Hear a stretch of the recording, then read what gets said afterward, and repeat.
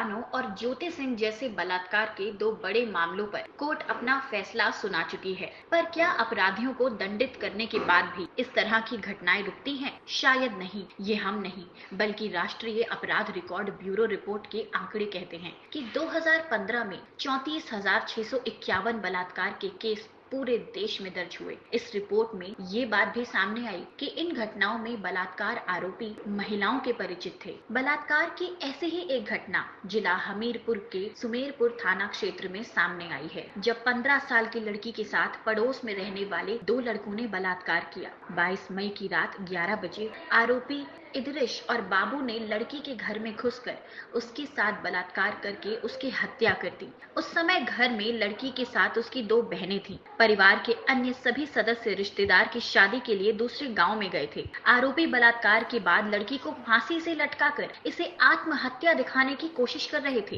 तभी लड़की की बड़ी बहन जाग गई और वे भाग गए।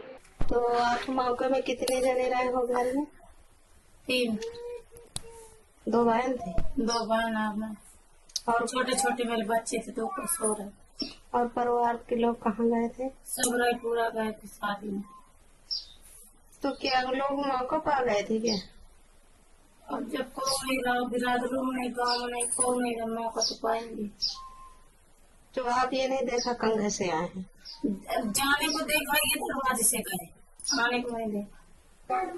फिर उसके बाद में क्या वो जो टंगी थी तो उसको निकाले, जाने 2-3-4 लोग आए, उन्हीं का चाचा, फिर हमारे बाबा और ये 2-3-4 लोग उसको निकाले और उसी के दुपट्टा में फांसी लगे हुए टंगी थी। पूरा में हमारे भाई के लड़के की शादी थी 22 तारीख की। हम उसकी शादी में गए। जब हम आए थे यहाँ काल हो गया था, हमसे लेने गए हैं काल हो गया। हमारे शौहर भी नहीं है, उसको से लेने गए। गाँव में बलात्कार के बाद लड़की की हत्या की गई है। उस मामले की दरखास्त बरवा सुमेरपुर के थाने में दी गई है। इसका कहना है पीएम रिपोर्ट आने के बाद आगे कार्रवाई की जाएगी। अभी तक उस मामले की रिपोर्ट नहीं कर दी है। खबर आ रही है हमको आगे लिखवा दो 4 बीघा, हमारा नाम ना आने पाए।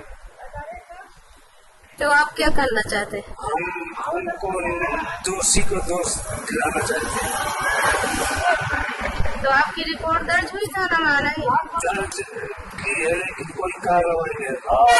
इस घटना के बारे में सुमेरपुर थाने के एसओ सतीश यादव ने ऑफ कैमरा पोस्टमार्टम रिपोर्ट आने के बाद मुकदमा लिखे जाने की बात कही थी। हालांकि पोस्टमार्टम में बलात्कार होने की बात सामने आ गई है, पर अभी तक इस केस में एफआईआर नहीं लिखी गई है।